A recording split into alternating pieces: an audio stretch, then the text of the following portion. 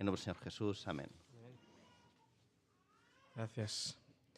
Bueno, es tiempo de la predicación. Hoy sí que en vivo y en directo, porque la semana pasada fue en diferido, pero espero que más allá del formato, pues pudierais sacarle provecho al texto y a la reflexión comunitaria. La semana pasada hablábamos en términos de comunidad, de iglesia, y hoy lo vamos a hacer en términos más individuales, porque vamos a hablar de identidad, como decía Rubén al principio.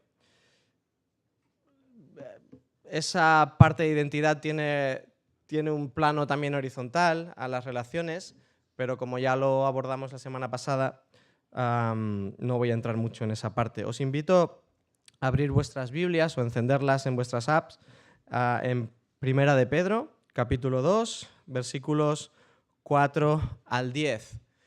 Y si podéis poner la presentación también, por favor.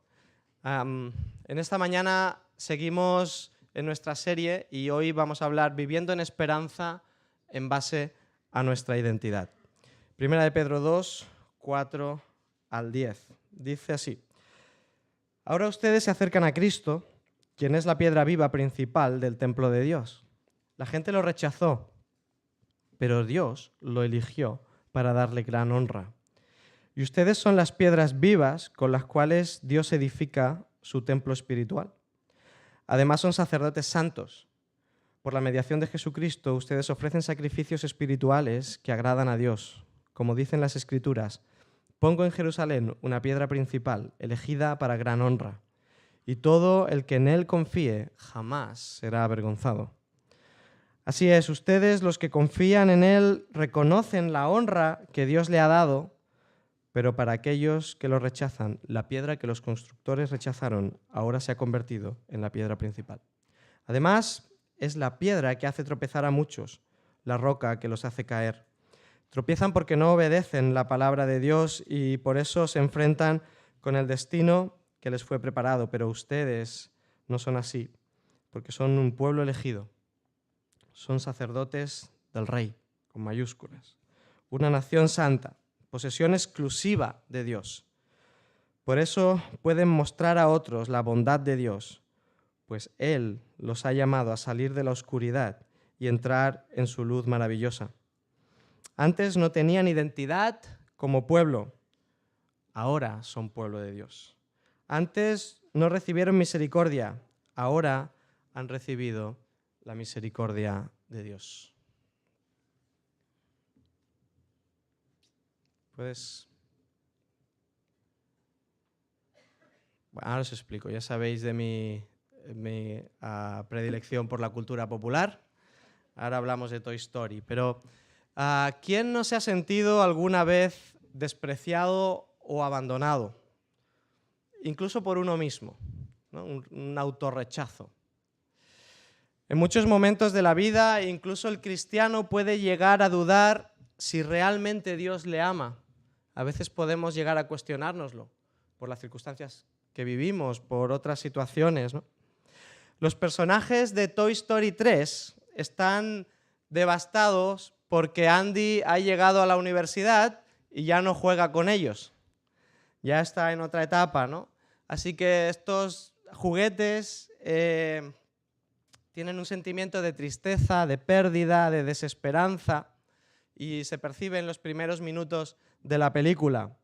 Son juguetes que ya son historia, juguetes destinados a la basura. Y en su inutilidad, pues son donados a una guardería, ¿no? Que es lo que solemos hacer muchos padres cuando ya van pasando etapas, pues acabas donando los juguetes. Y allí encuentran a muchos más juguetes que han sido también abandonados. Y el jefe de estos juguetes, allí en la guardería, es un enorme oso de peluche, rosa, con olor a fresa, que se llama Lotso, y que oculta a un ser malvado y resentido con la vida, porque tiene una historia trágica, porque él ha llegado a la guardería también con una historia trágica. Su dueña lo perdió y compraron otro peluche igual que él para reemplazarlo, para ponerlo en su lugar. Así que el Lotso se siente perdido, se siente despreciado, no amado, no querido. Y el oso, este oso, trata a los demás juguetes como se ve a sí mismo. Y una de las frases en sus diálogos refleja esto. Les dice a los juguetes: somos simple basura, esperando a que nos tiren. Y este oso utiliza a un Ken, de la Barbie, a un Ken, para sus fines, ¿no? Pero este Ken se enamora de la Barbie que hay en la guardería. Y el oso se ríe del Ken y le dice: ¿tú te crees que eres especial? Solo eres un pedazo de plástico hecho para tirar. Y ella, una muñeca Barbie, como ella hay cientos de millones. La película nos hace preguntarnos si somos especiales para alguien, especialmente cuando sentimos falta de propósito, cuando hay dolor o soledad en nuestra vida. Y Pedro escribe su carta a gente que sufre. Esa imagen refleja todo ese mundo interior que hay dentro de nosotros mismos, a veces tan complejo, casi todo un universo, ¿no?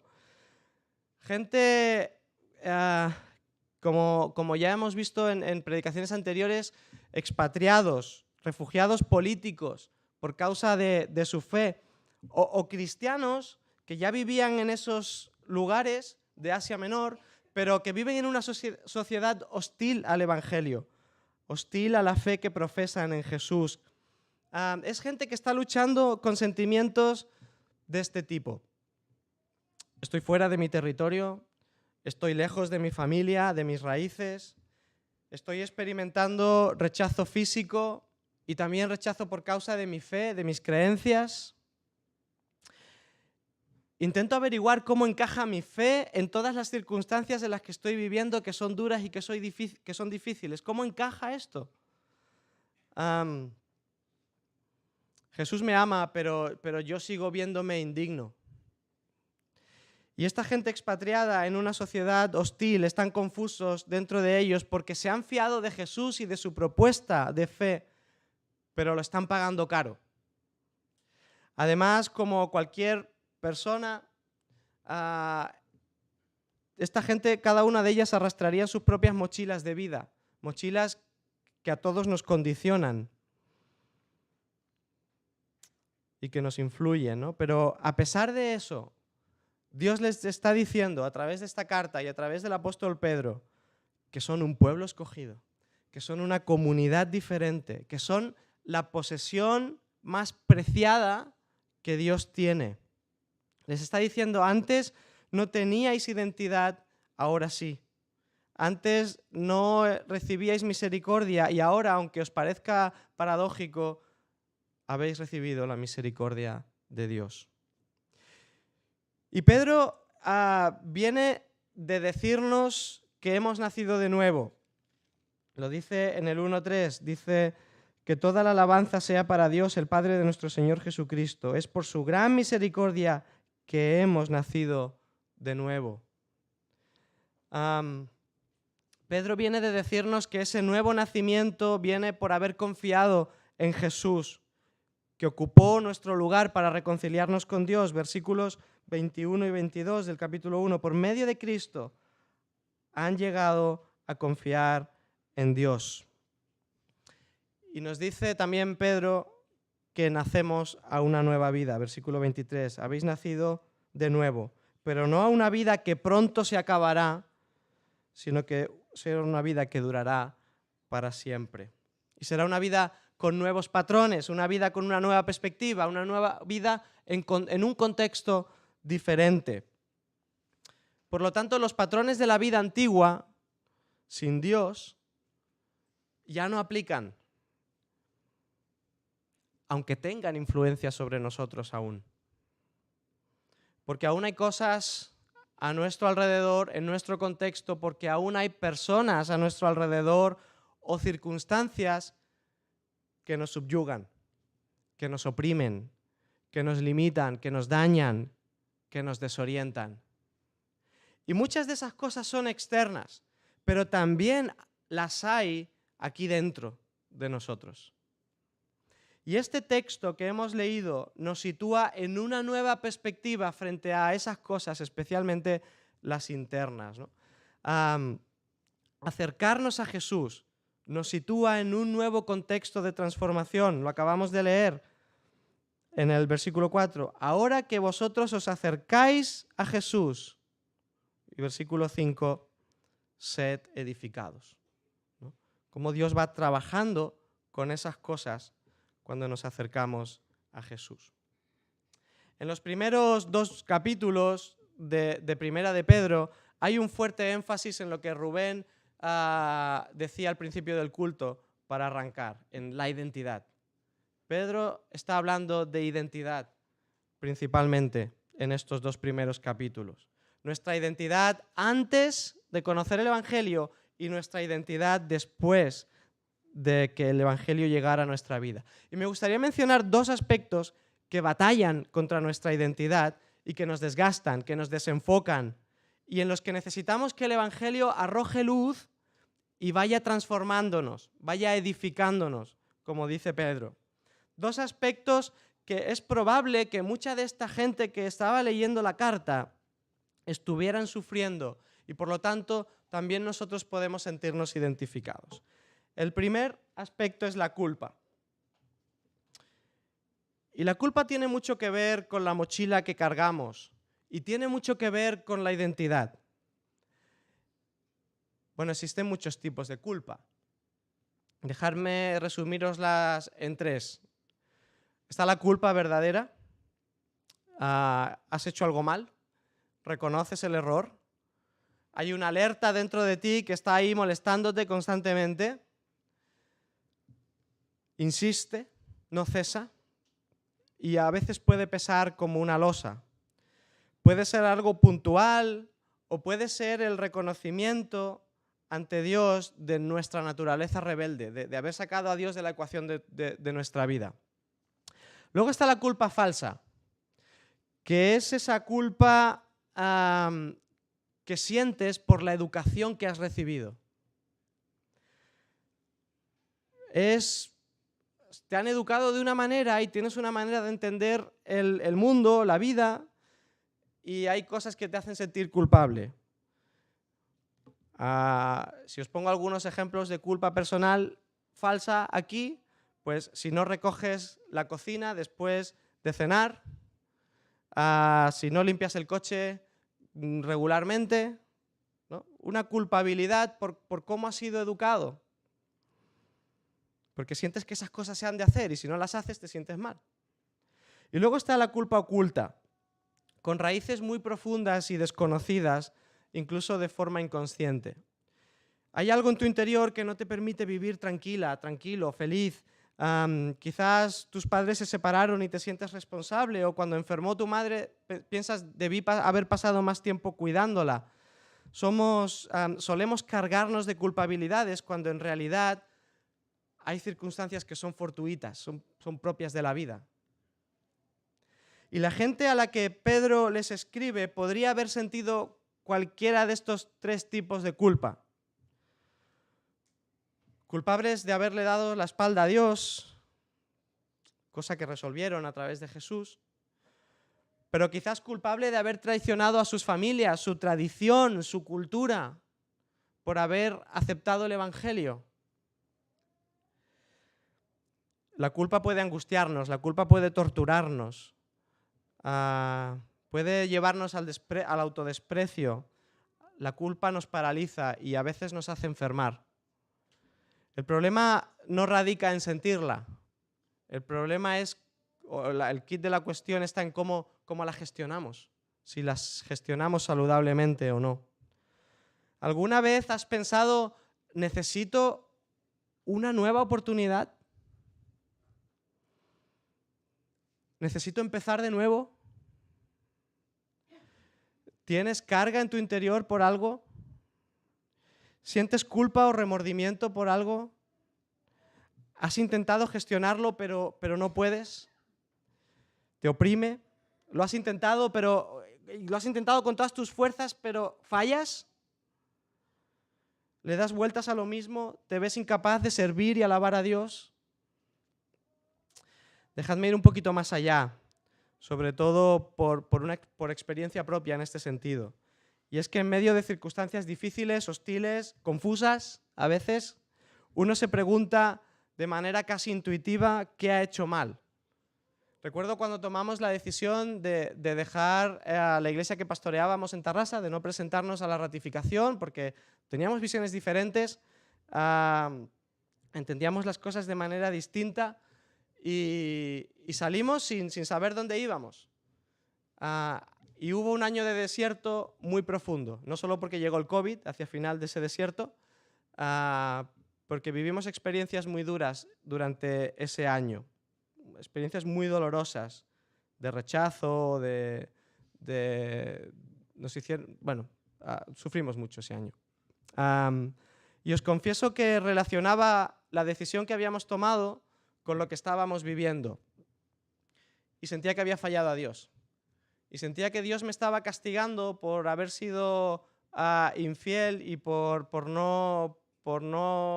haber tomado la decisión que tomamos. Y me cuestioné el llamado.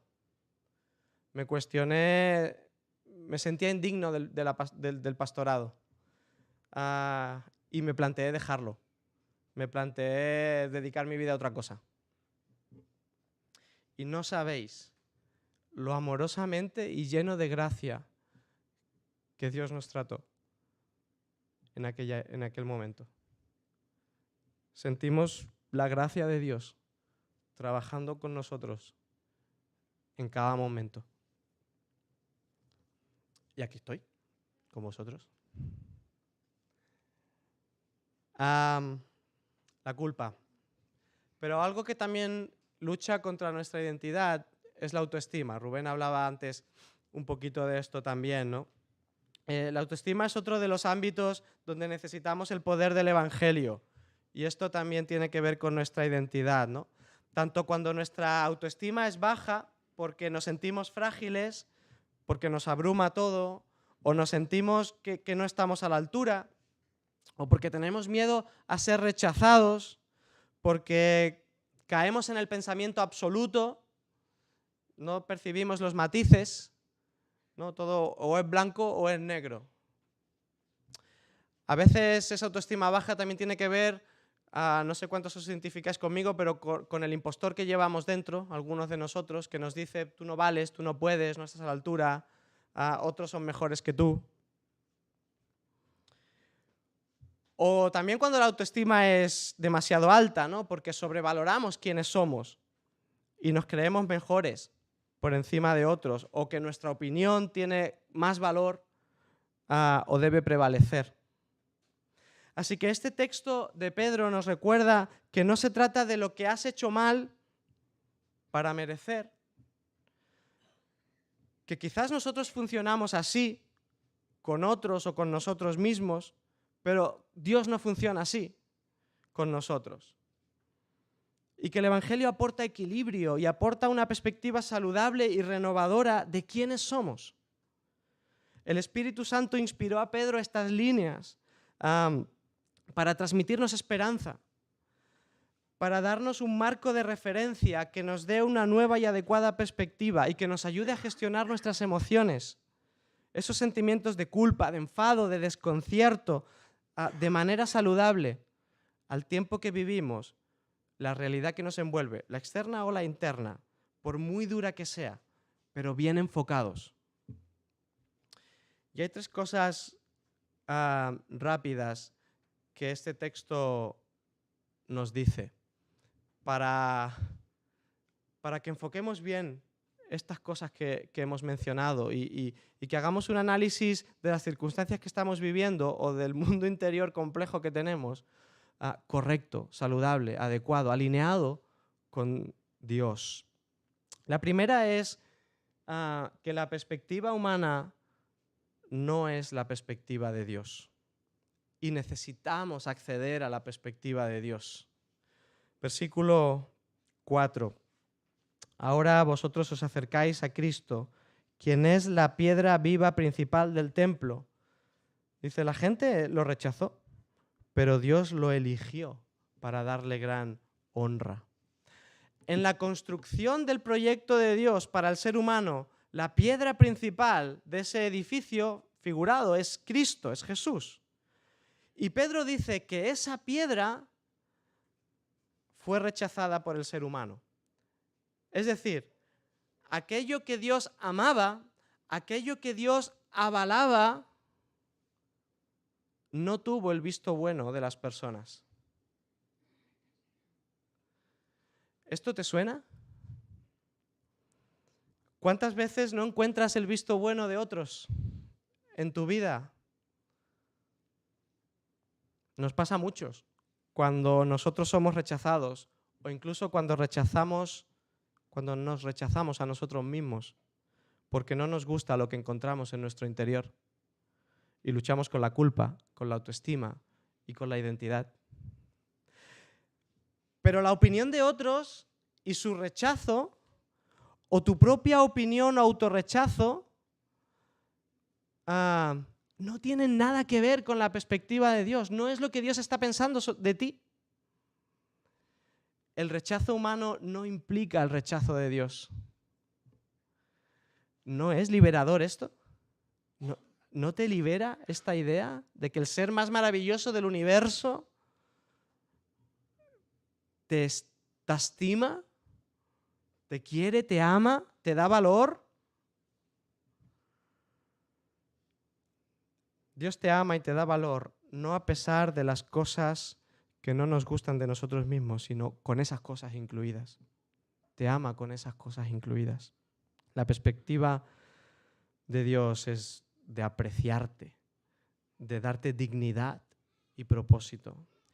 Y aun cuando la culpa con la que venimos a Dios es real, o sea, real, porque sí hay un tipo de culpa, como decíamos al principio, que refleja que hemos desechado a Dios de nuestra vida y que esa vida sin Dios nos lleva a hacerle daño a otros, a hacernos daños a nosotros mismos o al entorno. Los que se acercan a Jesús reconociendo honestamente esa culpa. Otra vez versículo 4. Ahora que vosotros os acercáis a Jesús, podéis encontrar perdón y aceptación y recibir un amor y una paz que sobrepasa todo entendimiento. Así que la perspectiva de los otros no es la perspectiva de Dios. Intenta darle valor a lo que Dios piensa de ti, porque eso va a cambiar tu manera de percibirte a ti mismo y tus circunstancias. La segunda idea en el texto es que Pedro nos está diciendo, tiene sentido optar por Jesús. Tiene todo el sentido elegir a Jesús en tu vida. Versículos 5 al 8 dice, ustedes son la piedra viva con las cuales Dios edifica su templo espiritual. Además son sacerdotes santos. Por la mediación de Jesucristo, ustedes ofrecen sacrificios espirituales que agradan a Dios. Como dicen las Escrituras, pongo en Jerusalén una piedra principal, elegida para gran honra, y todo el que confíe en él jamás será avergonzado. Y así ustedes, los que confían en Jesús, reconocen la honra que Dios le ha dado. Pero para aquellos que lo rechazan, como diría Pablo también, es locura.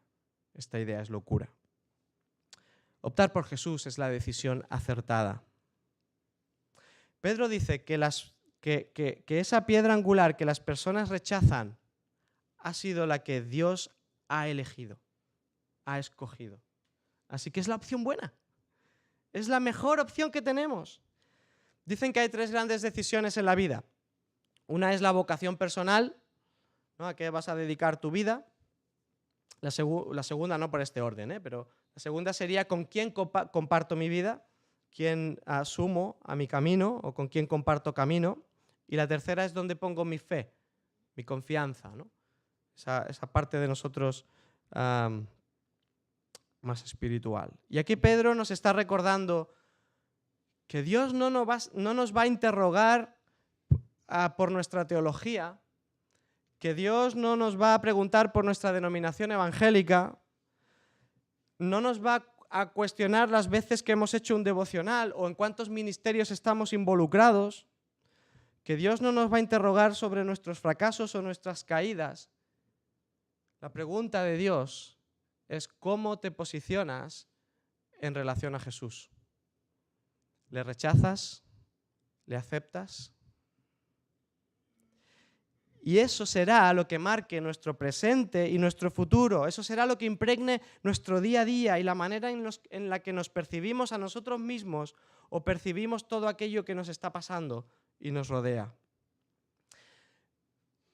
Me gusta contrastar los sitios a los que voy a comer o a alojarme cuando salgo de casa, un hotel, un restaurante, en TripAdvisor. Esa es la cuña publicitaria, luego le pediremos una ofrenda al nuevo edificio. Suelo entrar en TripAdvisor para ver dónde voy a comer, porque la opinión de gente que ha pasado por ahí, que ha tenido esa experiencia, me interesa. Me interesa saber si ha sido buena, si ha sido mala, ¿no? Y en qué sentido buena o mala. La semana pasada estuvimos en Madrid y tuvimos la tarde en la asamblea del Congreso. No pensáis que nos fuimos de vacaciones. Fuimos a cenar, pero estábamos dentro del Congreso. Bueno, tuvimos la tarde del viernes libre, porque la asamblea acabó pronto, y nos fuimos a Madrid a dar un paseo. Estábamos en el Escorial, bajamos a Madrid y fuimos a dar un paseo y se hizo tarde y dije, pues nos quedamos a cenar por aquí. Así que entré en TripAdvisor y busqué un restaurante y fue toda una experiencia culinaria y gastronómica. Fue espectacular, comimos de lujo. Y comimos de lujo porque fuimos a TripAdvisor, miramos las críticas y se comía de lujo. Es que tenía un 5 sobre 5. Fue una apuesta segura. Lo que nos está diciendo Pedro aquí es que Dios, el ser más sabio y con toda la experiencia del universo, si me lo permitís, el God Advisor ha optado por Jesús y nos recomienda que optemos por Jesús. Así que Pedro nos está diciendo, fíate de eso y toma la misma decisión.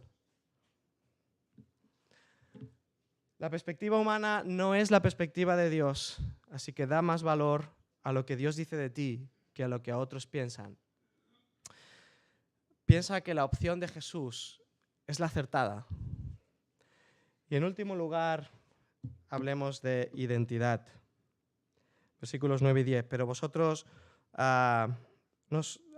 sois un pueblo elegido, son sacerdotes del Rey, una nación santa, posesión exclusiva de Dios. Por eso pueden mostrar a otros la bondad de Dios, pues Él los ha llamado a salir de la oscuridad a su luz y entrar en su luz maravillosa. Antes no teníais identidad como pueblo, ahora sois pueblo de Dios.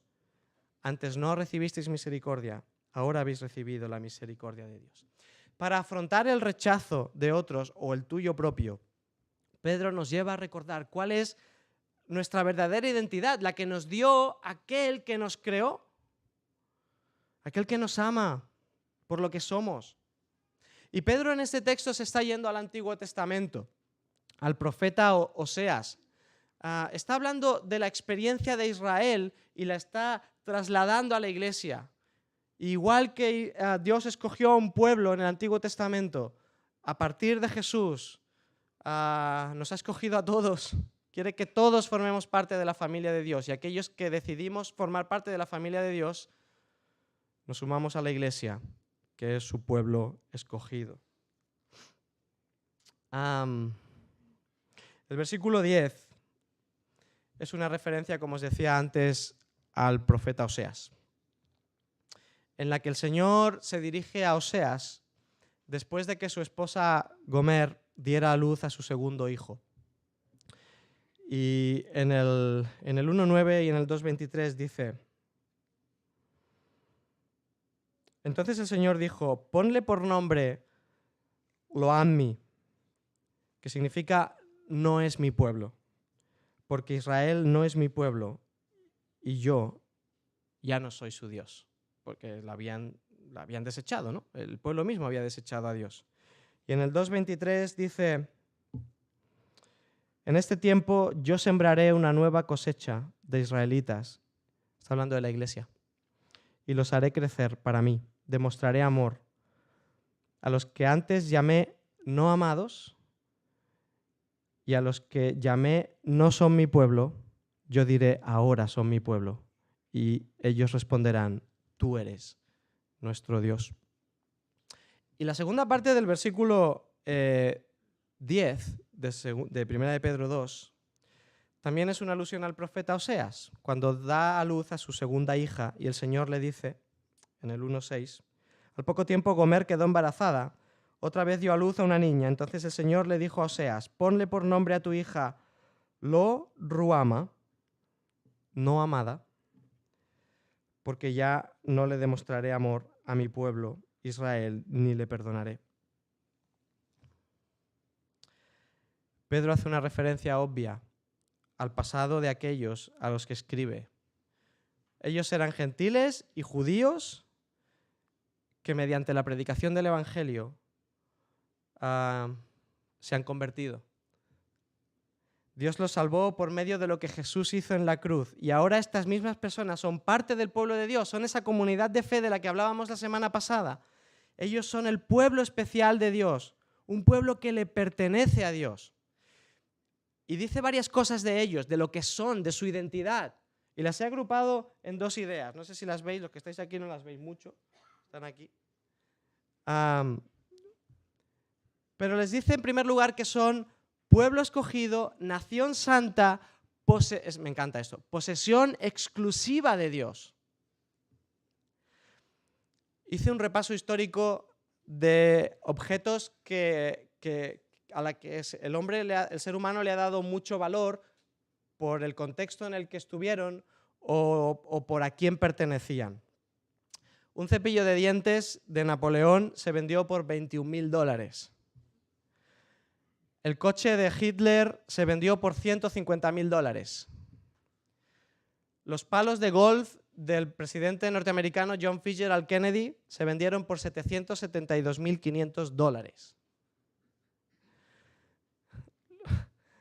Lo guay de lo que os quiero transmitir es que nosotros, tú y yo, formamos parte de las cosas de gran valor de Dios, por la que Dios ha pagado una barbaridad. Dios ha pagado tu vida. Para tenerte cerca de Él, Dios ha dado la vida de su único Hijo Jesús. Ha pagado un precio altísimo. Y esto nos recuerda qué perspectiva tiene Dios de ti. Cómo nos mira, cómo nos valora, cómo esa valoración está por encima de nuestras circunstancias que son cambiantes. Donde encontramos éxitos y fracasos. Tú y yo somos alguien que Dios escoge expresamente para que estemos con Él por un acto libre de su voluntad y por el gran valor que nos da. Por lo tanto, lo que nos da identidad y lo que nos hace objetos del amor perfecto de Dios no es el color de tu piel, no es tu cuenta bancaria, no es la red de relaciones donde nos sentimos aceptados, no es el trabajo o la profesión o la falta de trabajo lo que te da identidad. Tampoco es el grupo del INSTI o de la uni del que formas parte. Tu identidad no te la da la mayor o menor influencia que puedas tener a tu alrededor. Ni siquiera tus circunstancias, nada de eso te define. Solo nos define el ser elegidos por el ser más maravilloso del universo, por Dios, y ser objetos de su amor perfecto. El Dios del universo, el que lo posee todo, que no necesita nada.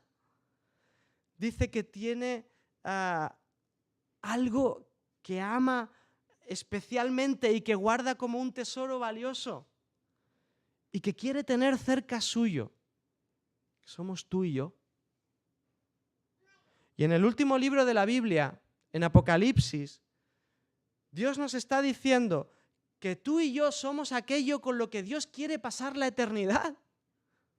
Pues si yo no me aguanto a mí mismo muchos días. Dios quiere pasar la eternidad conmigo. Y lo segundo que les dice es que son real sacerdocio. No solo son que son algo precioso, que Dios quiere tener cerca, posesión suya, sino que son real sacerdocio. Y esto significa dos cosas. Por un lado, que tenemos acceso directo a Dios, sin filtros, sin intermediarios, que puedes tener una relación personal, íntima con Dios, como en Toy Story, ¿no? Cuando Woody pasa tiempo con Andy. Y por otro lado, esto quiere decir también que tenemos un propósito en la vida. Tenemos el propósito de vida más excelso, más alto que existe. Explicarle a otros que no conocen a Dios, que quizás no se sienten amados, que Dios existe y que sí les ama. El contexto que puedas vivir, la historia, nuestras realidades cambian constantemente. A veces acumulamos experiencias desgarradoras, pero en medio de ellas tu vida tiene propósito, tiene utilidad, tiene sentido. Y cada una de vosotras y de vosotros sumáis al reino de Dios. Ya quiero terminar. Este que os habla no es perfecto. Solo tenéis que preguntarle a Débora y enseguida tenéis una lista de cosas, de imperfecciones mías. Y muchos ya me conocéis también. Mis circunstancias muchas veces me pesan, me limitan. Otros me rechazan, lo he sentido tantas veces. Y muchas veces, como os decía antes, soy yo el que siente culpa o rechazo de mí mismo, pero aunque parte de esa culpa tiene que ver con el rechazo a Dios, en Jesús soy amado, en Jesús soy aceptado y Dios sigue trabajando en mí. Os lo he dicho muchas veces, pero me gusta esa frase de Alex San Pedro, que dice que Dios nos tiene en terapia ocupacional cada día. Dios me tiene en terapia ocupacional cada día.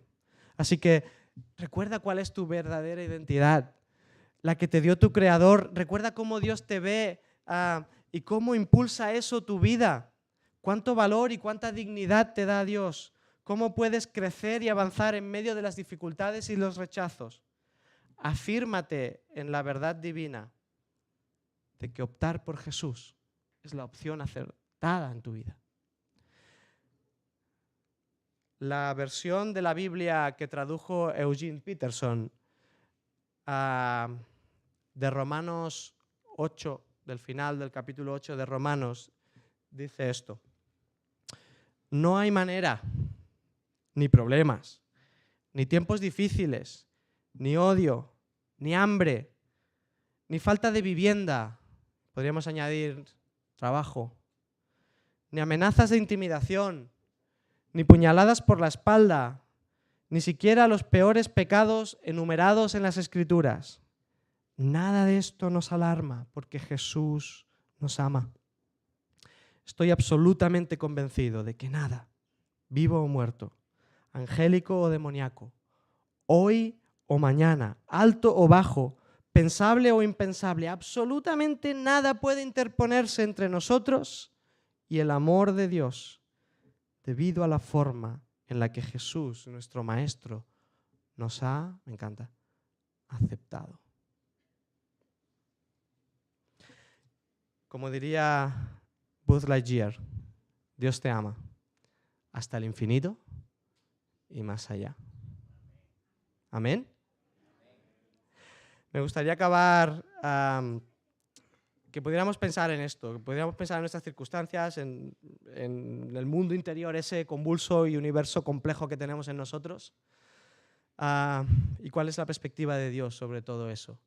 Y mientras pensamos en eso, vamos a escuchar una canción que nos habla de la oportunidad de empezar de nuevo, porque Dios nos da la oportunidad de empezar de nuevo cada día.